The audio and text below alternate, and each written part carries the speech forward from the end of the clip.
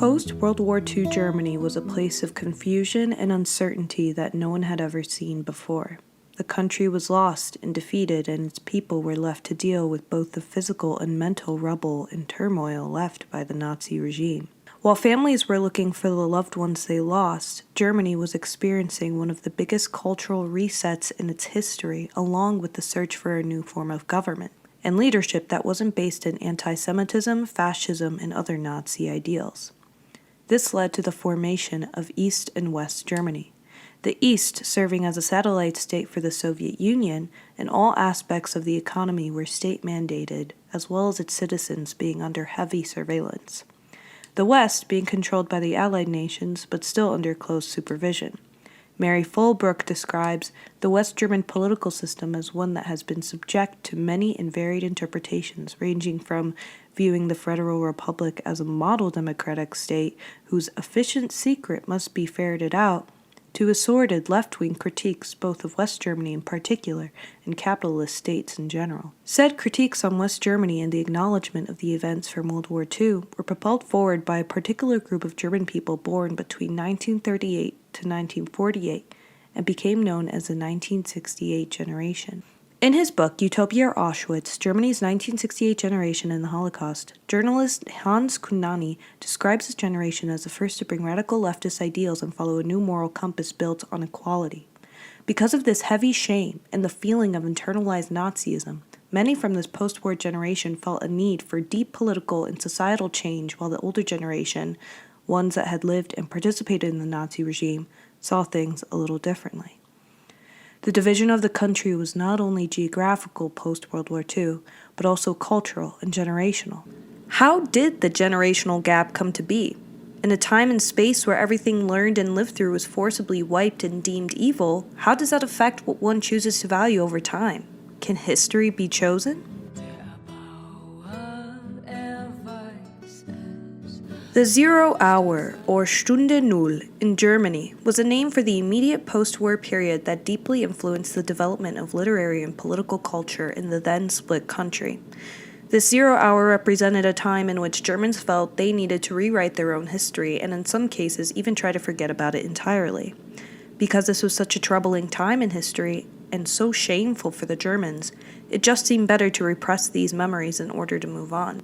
The literature that came out during this time were subsequently ignored until more recently because many felt they needed a year of no culture or significant events in order to fully reset, hence the idea of a year zero. Two psychologists, Alexander and Marguerite Mitscherlich, claimed that the majority of Germans who served in the Nazi regime were in denial of their Nazi past as well as the Holocaust. Die Stunde Null caused an inability to mourn the Führer they fully identified with and lost, which in turn caused a sudden and unnatural elimination of the Nazi past from their collective consciousness.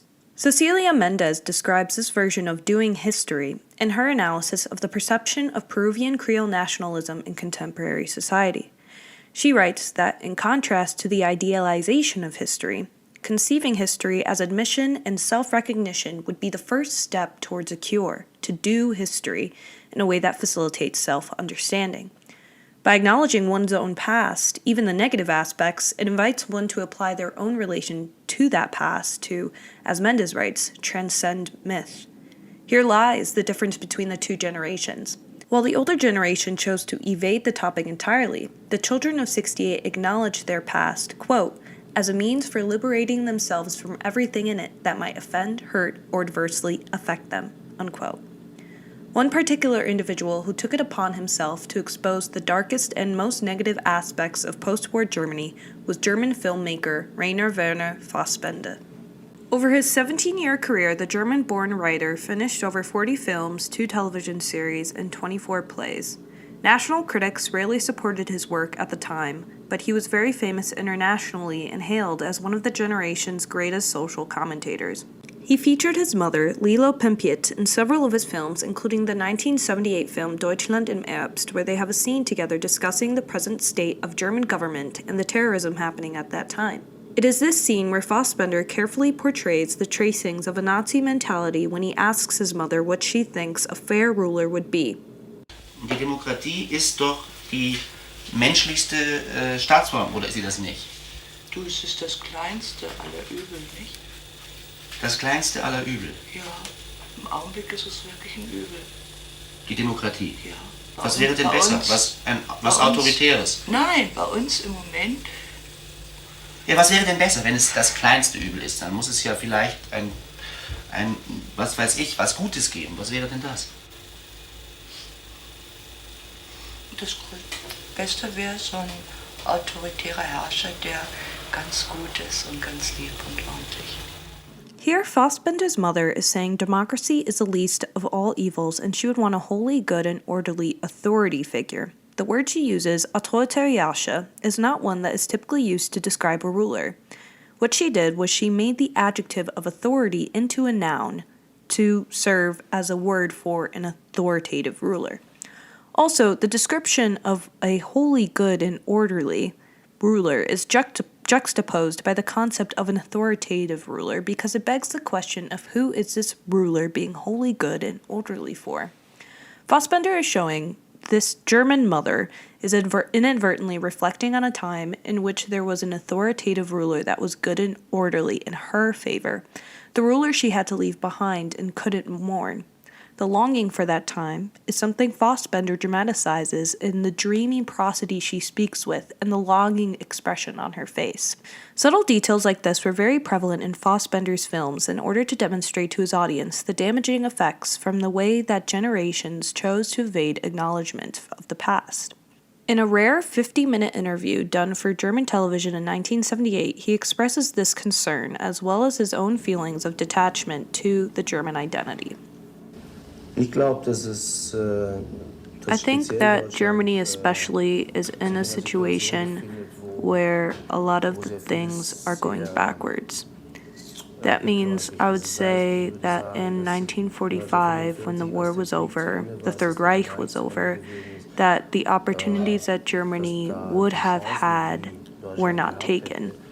But I would say, where I also wrote in that time, that the structures ultimately and the values on which this state is now based on as a democracy have basically remained the same.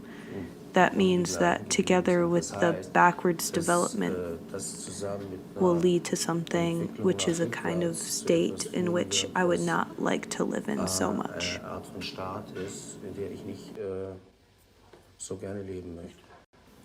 Is that a loss of freedom? You feel as if there's less freedom in West Germany? I would say so, yes. It's quite concrete that there is a loss of freedom that some people can definitely feel and notice to what extent others align their expressions or their artistic expressions in this concrete way in order to not attract attention. The second thing is that it is said that there is a climate over there that leads to the equalization of people. And however nonsense or methodical it sounds, points to the fact that all people look the same, are dressed the same, think the same way. Something interesting to note about this interview is that it took place in Fassbinder's apartment in Paris. I say this because when he talks about Germany, he does it in a way that detaches himself from the country, even though all his work is reflective of Germany and the fact that he is from there. For example, he doesn't say we or our country, my country, city, etc., which is telling about his own relationship he has with West Germany. Whether it's a geographical coincidence or a true personal detachment from this lost freedom he describes, he clearly does not have a mutual relationship with West Germany, or Germany in general. He's also saying here that to him, freedom is a reflection of individuality. In other words, he finds Germany underwhelming and a hindrance to its own creative process because of how monotonous society has become. Understandably so, because West Germany was also a censored state. Not as much as East Germany, but it was still also somewhat a controlled society, artistically as well. Back to this idea of lost freedom. We see this idea expressed in how the society is monotonous, but he also makes a reference back to 1945, after the fall of the Third Reich. By stating West Germany lost its chance to have this freedom, he's referencing the chance the country had to be independent. Fassbinder is against the idea of being under the control of others and considers this a step backwards developmentally. He states later on in the interview that although he has an apartment in Munich, that is not considered home to him, never has been. Fassbinder considers freedom for Germany as one that is not controlled by or under the influence of other countries and all can express complete individuality. The concept of a generational gap is nothing new. The Holocaust and Germany's role in World War II forged a wider gap than ever because of how the perception of how to do a history differed among them. The German generation that experienced the Nazi regime chose to push it out of their historical consciousness and reset, while the younger generation, like the children of '68, purposely thought about it in order to change the future.